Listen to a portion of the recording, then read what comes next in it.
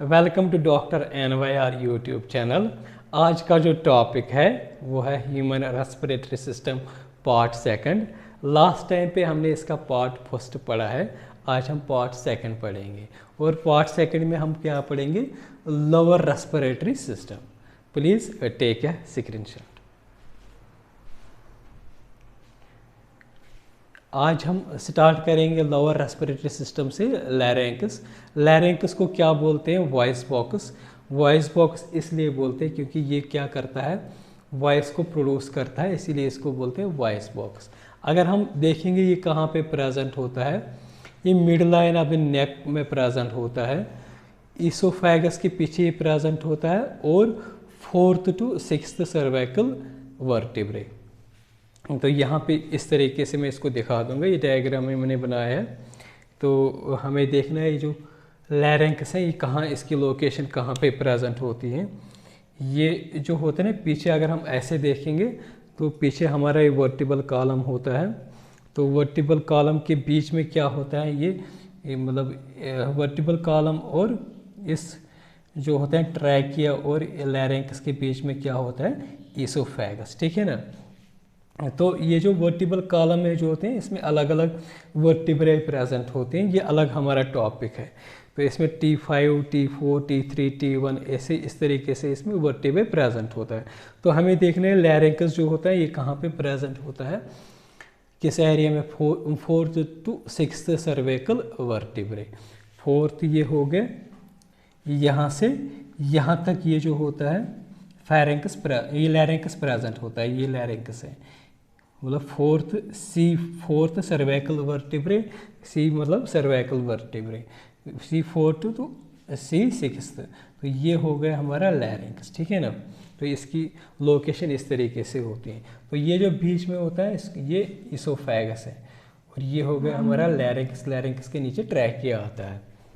तो ये इसकी लोकेशन हो गई। अगर हम देखेंगे वॉल जो होता है इसका लैरिंक्स का, ये बना होता है 9 पीस ऑफ कार्टिलेज, मतलब 9 कार्टिलेज इसमें प्रेजेंट होती हैं। अगर हम देखेंगे इस लैरिंक्स 1 2 3 4 5 6 7 8 और 9 पीस ऑफ कार्टिलेज इसमें प्रेजेंट होते हैं। ठीक है ना। तो इसमें से ये जो थायराइड कार्टिलेज है ना, एक इन 9 में से ये एक कार्टिलेज होता है। हमें पूरे 9 यहाँ पे 11th के बुक में डिस्कस नहीं करने हैं, यहाँ पे हमें मेन डिस्कस करने हैं। थायराइड कार्टिलेज 9 में एक है। इस थायराइड कार्टिलेज को क्या बोलते हैं, एडम्स एप्पल भी।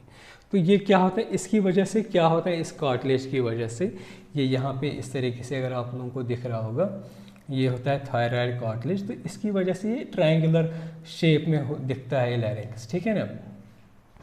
इसके बाद ये जो एडम्स एप्पल अगर हम देखेंगे प्रेजेंट होता है, मतलब ये कार्टिलेज होती हैं इसमें लैरिंक्स में। ठीक है ना। तो ये प्रेजेंट होती हैं बोथ मेल एंड फीमेल में, लेकिन क्या होता है मेल जो होते हैं उनमें ये थोड़ा लंबा दिखता है, ये वाला मतलब ज़्यादा बड़ा दिखता है, क्योंकि मेल में क्या होता है, मेल सेक्स हार्मोन्स टेस्टोस्टेरोन, उसकी वजह से क्या होता है ज़्यादा मतलब बड़ा दिखता है।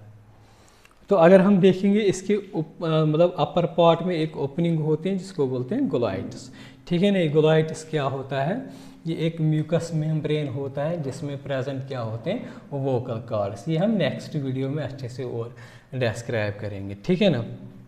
तो ये जो ग्लोइट्स जो होता है इसका ऊपर एक और कवरिंग होते हैं जिसको बोलते हैं एपिग्लोइट्स। एपी मतलब ऊपर, ग्लोइट्स के मतलब एपी मीन्स ऊपर, ग्लोइट्स मतलब ग्लोइट्स के ऊपर एक लीफ लाइक स्ट्रक्चर होता है, उसी को बोलते हैं एपिग्लोइट्स। ठीक है ना।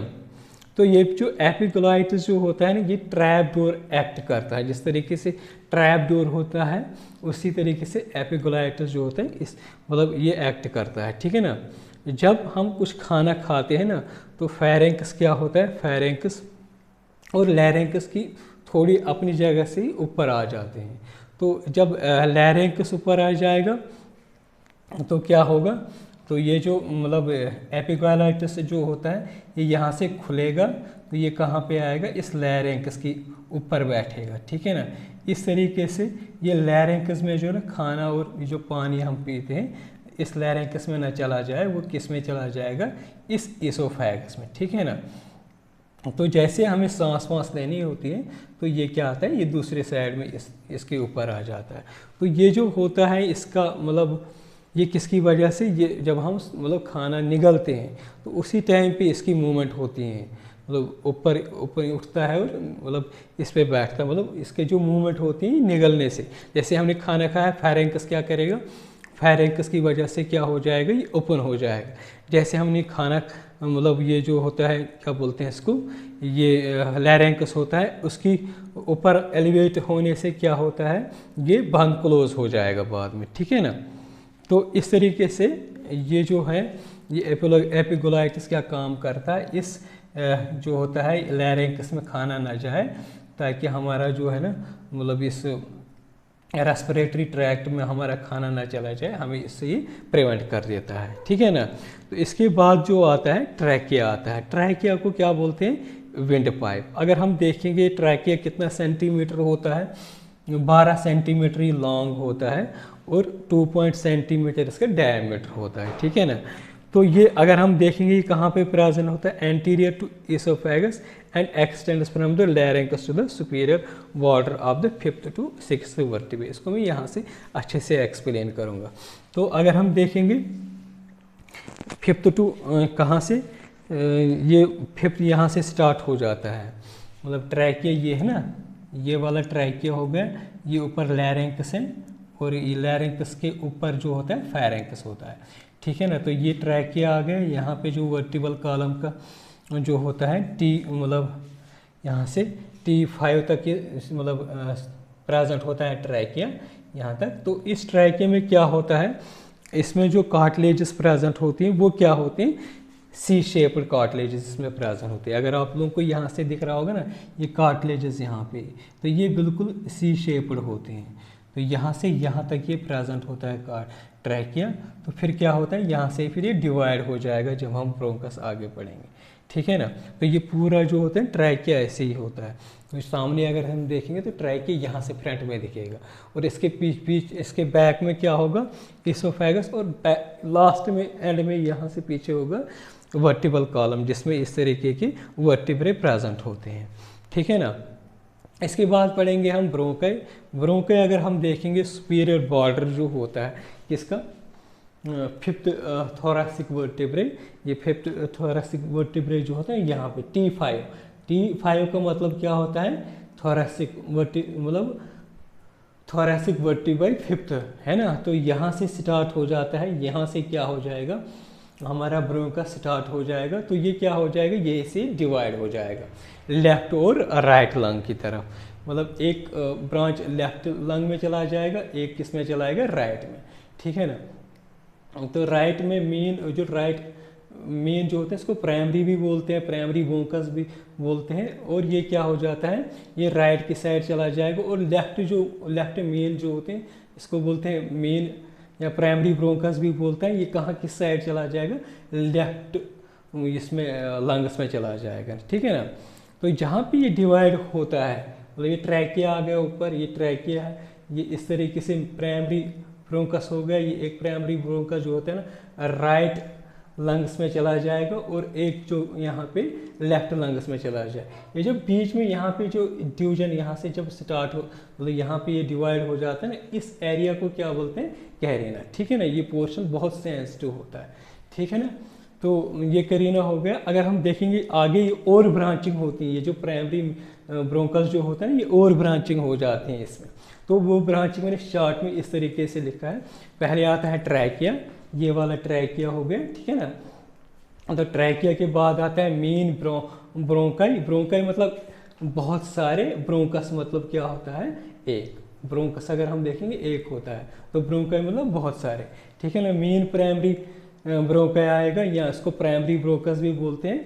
तो ये हमारा इस तरीके से अगर इस डायग्राम से आपको दिख रहा होगा ना, ये ट्रैकिया है यहाँ पे, तो ये यहाँ से क्या होगा, ये डिवाइड, ये यहाँ पे कैरिना होगा, ठीक है ना।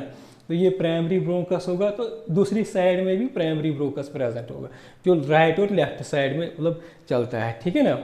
तो इसके बाद क्या होगा, लोअर ब्रोंकाई। तो इसको ये दूसरा नाम एक और है, सेकेंडरी ब्रोंकस भी बोलते हैं इसको। तो ये वाला हो गया हमारा लोअर ब्रोंकाई, ये वाला, ठीक है ना।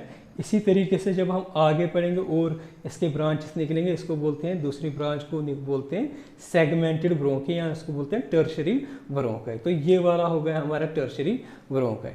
तो आगे हम देखेंगे तो ब्रोंक्यूल्स होते हैं, ये वाले जो होते हैं ये ब्रोंक्यूल्स होते हैं। तो ब्रोंक्यूल्स के लास्ट में जो होते हैं, एंडिंग जो होते हैं, इनको बोलते हैं टर्मिनल ब्रोंक्यूल्स। तो ये हो गए हमारे टर्मिनल ब्रोंक्यूल्स। तो उसके बाद क्या आते हैं, रेस्पिरेटरी। अगर हम ये वाली चीज़ें जो होती हैं ना, ये हम मतलब जब हम ऊपर से देखते हैं पेशेंट को, अगर डायसेक्ट मतलब टिश्यू हम देखेंगे तो ये विजिबल होंगे, लेकिन टर्मिनली ब्रोंकियल के बाद जो होते हैं रेस्पिरेटरी ब्रोंकियल्स या एल्वुलर डक्ट, ये माइक्रोस्कोपिक होते हैं, इसको हम सिर्फ माइक्रोस्कोप के थ्रू ही देख सकते हैं। तो ये वाले हो गए रेस्पिरेटरी ब्रोंकियल्स। और ये जो डक्ट पाइप मतलब स्ट्रक्चर लायक होते हैं, इनको बोलते हैं एल्वुलर डक्ट। तो ये होते हैं लास्ट में क्या होते हैं, एल्वुले, ठीक है ना।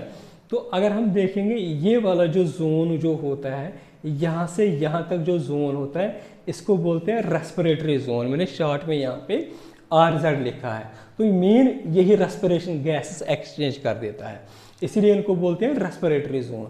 और ये वाला जो होता है यहाँ से टर्मिनल ब्रोंकियल्स तक जो होते हैं, इनको बोलते हैं कंडक्टिंग जोन।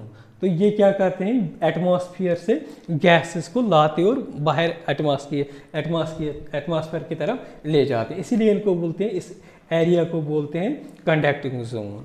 तो ये पोर्शन जो होता है, जो प्लूरा मेम्ब्रेन जो होता है ब्रोंकाई में, तो इसको हम नेक्स्ट वीडियो में और अच्छे से पढ़ेंगे, क्योंकि यहाँ पे पूरा मैस हो जाएगा। नए वीडियो में हम ब्रोंकस को अच्छे से और डिटेल में पढ़ेंगे। अगर आप लोगों को हमारा ये वीडियो अच्छा लगा होगा, प्लीज़ इस चैनल को सब्सक्राइब कर दीजिएगा, वीडियो को लाइक एंड शेयर कर दीजिएगा। Thank you very much.